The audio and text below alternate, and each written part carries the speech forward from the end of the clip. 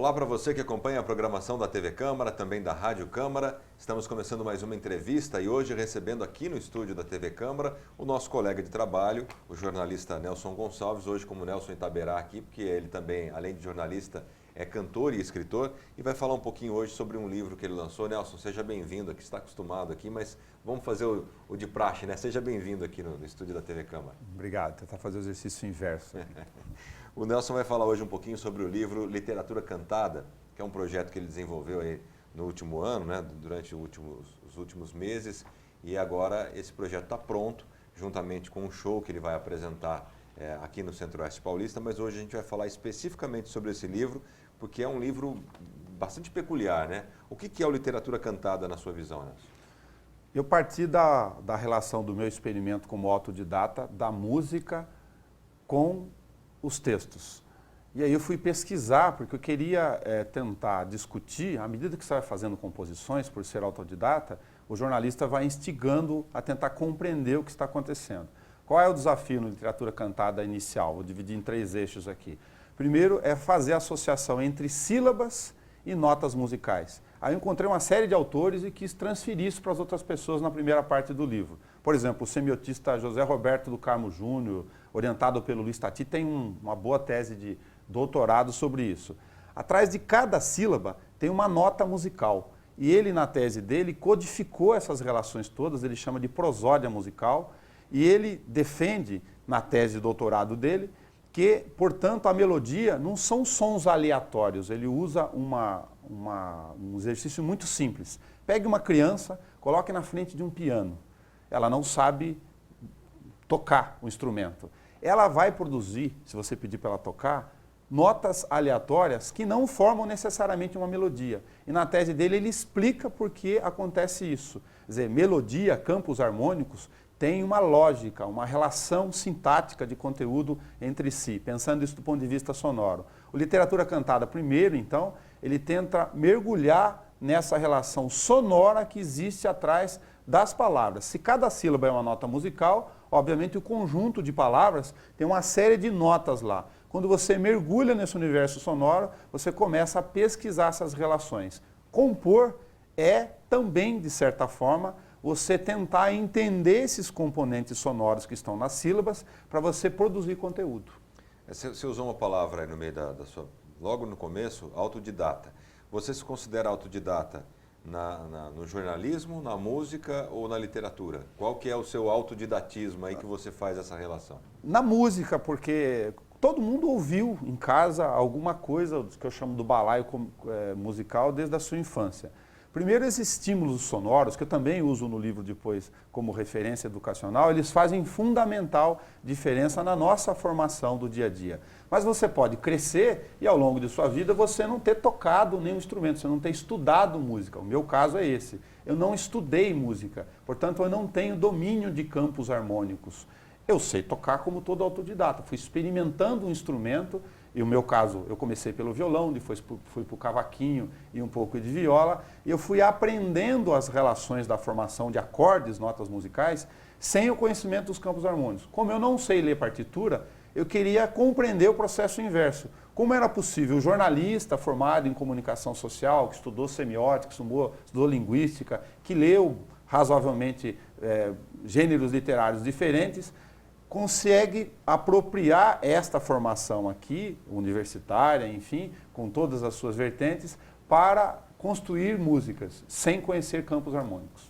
E como é que você consegue explicar para a gente, lógico que quem lê o livro vai entender isso, mas resumidamente, essa relação entre a sílaba e a nota musical? O que você conseguiu detectar e você tentou passar no Literatura Cantada? É um mergulho no universo da questão das notas a partir de algumas sensações. Se eu quero lidar com a temática, por exemplo, da tristeza, se eu compreender a escolha de signos linguísticos do lado de cá e eu tiver técnicas para isso, de figuras de linguagem, quanto mais repertório técnico eu tiver do uso da palavra, de lapidar a palavra no dia a dia, de pesquisar os vários formatos de figuras de linguagem, um texto de marketing, por exemplo, que é escolher uma única expressão, uma frase para tentar dar significado no outdoor ou na mensagem de televisão, o cinema, o uso da trilha sonora como repertório de induzir o cara que está assistindo para fazer associação entre sentidos e sons e usar a literação, metáfora, todas as possibilidades, desfragmentação verbal, se você tem essas informações todas para o lado de cá e à medida que você estuda mais essas informações, você consegue ter na mão um conjunto de ferramentas razoável para poder fazer outros experimentos, que é sintetizar o uso da sonoridade enquanto significado. Aí é um processo de mergulho nisso. Na segunda parte do livro, eu experimento como cobaia o autodidata das canções aqui, experimentando no conto, na crônica, na dissertação, até no texto jornalístico, a apropriação dessa formação minha aqui, de 25 anos de redação, aqui de trocar informação o dia a dia aqui na televisão, né, há alguns anos, para fazer composições. Aí tem uma série de técnicas que no livro eu sugiro para as pessoas. Interessante essa relação, eu acho que isso deve estar no livro também, pelo que eu dei uma olhada agora, mas como explicar aqueles compositores, né, os mais simples do ponto de vista educacional, aqueles que mal sabiam escrever, e eles entenderem, eles compreenderem essa relação da sílaba com a nota musical. Como é que um autor analfabeto ele consegue chegar numa melodia, ele consegue compor, se ele não conhece as palavras? Você chegou a estudar isso? Porque você, como você falou, você tem 25 anos de redação, tem um grau universitário, né? Apesar de não ter estudado os acordes musicais, tem uma percepção musical. Como é que é essa relação da pessoa que não consegue escrever e sabe compor uma música?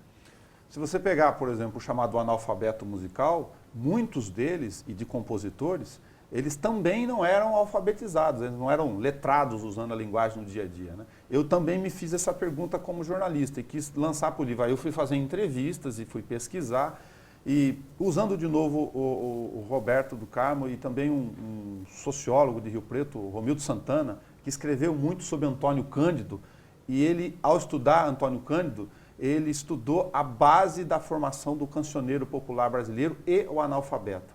Ele entrevistou, por exemplo, e tem no livro, o Ted Vieira, o Liu e Léo, esses cantores bem caipiras, como o Tonico Tinoco, da região aqui próximo da gente, da sua terra. Eles não sabiam muito pouco formar palavras. Então, a explicação da capacidade deles de fazer canções é meramente, é talento, é vocação, é acessar uma área do cérebro que tem para alguns esse talento? Não, todo mundo, na opinião desses teóricos, pode fazer música. Aliás, a tese deles, que eu acabei dividindo aqui no livro, é que esses caras não é só questão de intuição, é desenvolvimento de capacidades sensoriais, não necessariamente do código linguístico. Ou seja, quanto mais você ouvir, quanto mais você mergulhar no universo sonoro, mais você desenvolve a capacidade, tem um pouco de neurolinguística nisso, de acessar áreas do cérebro que vão despertar, os chamados insights, melodias na sua cabeça. E aquilo que são só ruídos sonoros vão ser transformados, lógico, a partir do seu repertório linguístico, em letras. Os cancioneiros populares, por exemplo, eles faziam só a literação, né? Aqueles versinhos de estrofe de 4, né? simples, né? Com rimas com ão no final, com or no final, então amor, calor, ardor. A qualidade linguística que não está em questão aqui, ela está diretamente ligada proporcionalmente ao conteúdo da capacidade de quanto esse cara leu, e muitos não são analfabetizados. Mas a base a explicação para o analfabeto musical é que ele desenvolveu capacidades sensoriais que todos podemos desenvolver. E para construir música, segundo esses autores, por uma série de razões, não é preciso conhecer os campos harmônicos. Eu fui fazer um caminho um pouco mais apropriado para o lado de cá, digamos assim. Por eu ter formação universitária em comunicação, em linguística, como eu disse, eu fui experimentar como cobaia gêneros literários diferentes, em prosa, em conto, em crônica, em poesia, que é a relação mais direta, mas também em textos jornalísticos, tem vários capítulos de temas jornalísticos, fazendo canções sobre eles, experimentando essa relação que o cancioneiro fez no dia a dia. Eu acho que tirar a música de prosa, é até mais fácil, né? É uma relação interessante que consta no livro. O assunto aqui é muito interessante, viu? Eu achei que dá para a gente ficar o dia inteiro falando sobre isso aí. Mas a questão que eu acho que traz um pouco de curiosidade é essa questão do jornalismo em música, porque isso não é comum, não é todo músico que é jornalista. Você é um diferencial nesse aspecto. Então, como é essa relação do jornalismo? Transformar uma reportagem, por exemplo, numa canção. Você chegou a fazer isso? De que forma? Se você fizer associação direta, a gente construiu, vai lá, faz entrevistas, faz uma série de pesquisas e constrói um texto jornalístico sobre a imigração, por exemplo, para o jornal, para o texto do jornal que tem suas características específicas.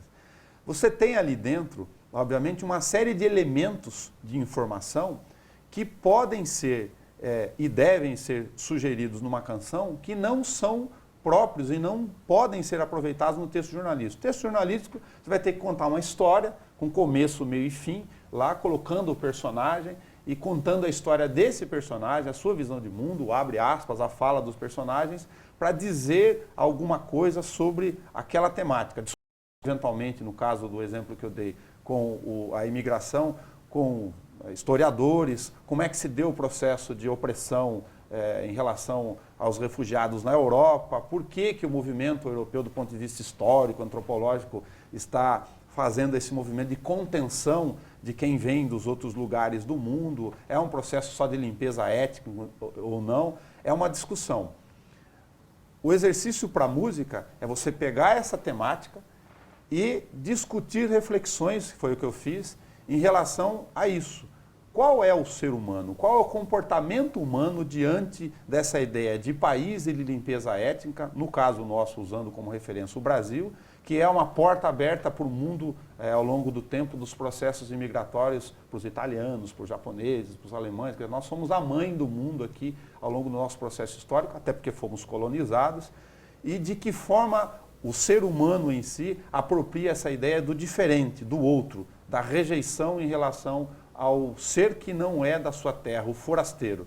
A música, portanto, ela vem dentro desse capítulo como um elemento que provoca outras reflexões dentro do texto jornalístico. Mas também é possível você, no texto jornalístico, aí na prosa, você fazer da própria letra da música uma redação. E eu faço esse exercício num outro capítulo. Fazer uma redação sobre processo tecnológico, por exemplo, que é um outro capítulo daqui. Usar o texto de prosa como uma letra de canção. Aí o desafio é fazer melodia em cima dela. Interessante, interessantíssimo, Nelson. Até porque acho que é um assunto frio, né? Você pegou inclusive um exemplo dramático, que você não pode estar colocando tanta paixão ali num texto jornalístico. Sim. E já na música você tem que fazer isso, porque a música é poetizar um assunto frio, né? Frio. Não deve ser fácil. Agora, para finalizar, eu acho que com essa história a gente está deixando as pessoas curiosas para ver o livro, né?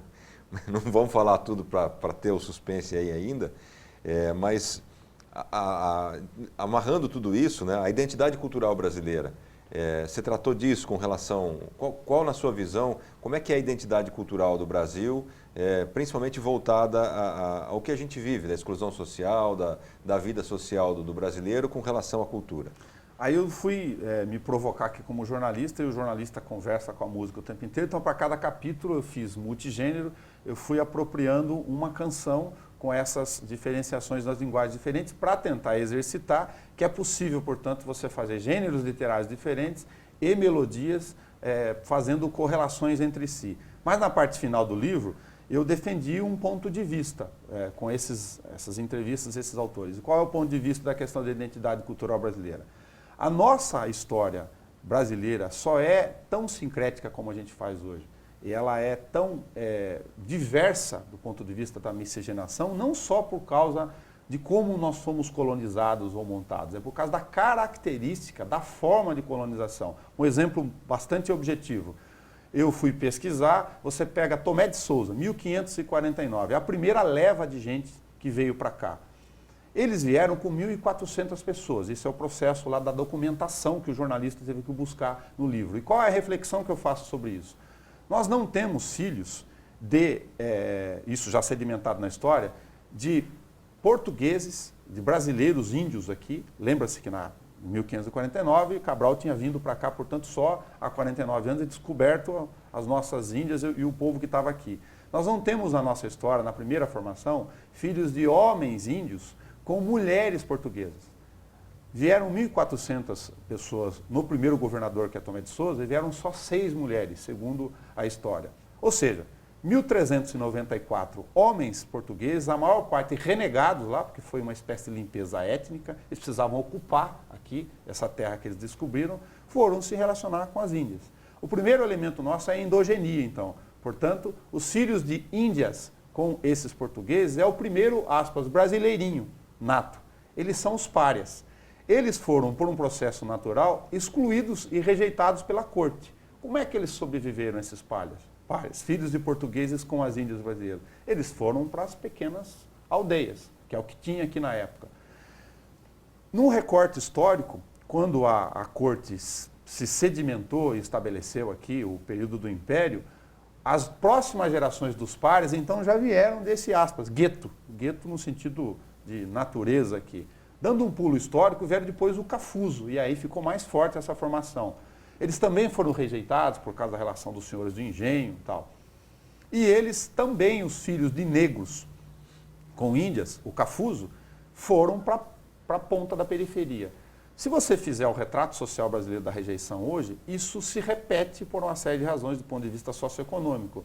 Os mais pobres, os excluídos, eles acabam indo para o anel fora do eixo periférico da cidade. Ou seja, em qualquer fase da história da formação da identidade cultural brasileira, você tem o elemento da rejeição e da exclusão social como marca, como questão central forjada. E é exatamente, embora possa ser contraditória, essa defesa que eu faço no livro para fechar ele, é exatamente a rejeição, a exclusão social que forma o nosso melhor do ponto de vista cultural.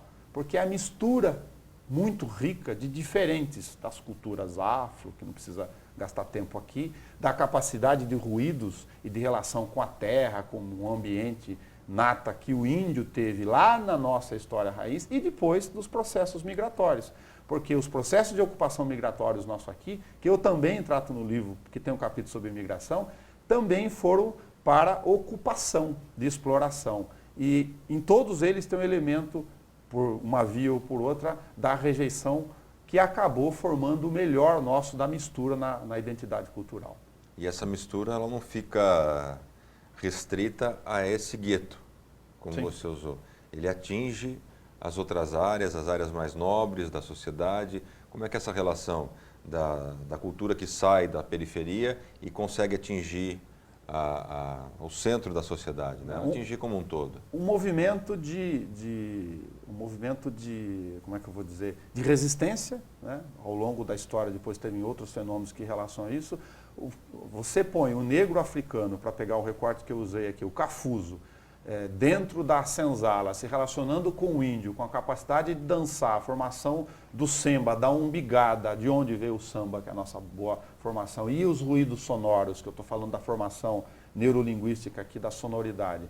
Não é por acaso que nós temos essa capacidade, na música, por exemplo, de ter tantas possibilidades de arranjos ou de divisões de ritmos, é por força desta exclusão e por força dessa rejeição. E essas sobrevivências estão presentes hoje o tempo todo, ou no hip hop, ou no rap, lá na ponta da vila. Aí tem um processo de indústria de massa, que é uma outra coisa.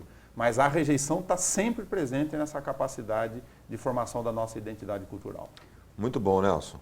Agora, quem tiver interesse em acompanhar, ler o livro, são quantas páginas?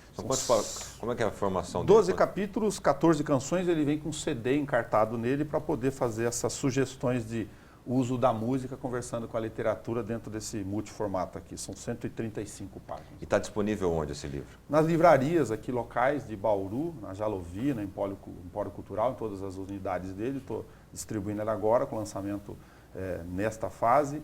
E se quiser me encontrar pelo Facebook, é só procurar Nelson Itaberá lá. Que tem Essa é a facilidade. Hoje a encaminhar. rede social deixa o leitor, né, ao lado do escritor, então é só procurar lá, fazer um contato, você dá um jeito da pessoa ter acesso ao livro. Né? Claro, encaminho, uma boa. Tá certo. Muito obrigado por esse bate-papo, Nelson. É um assunto muito rico, daria para a gente ficar mais tempo falando aqui, claro, né?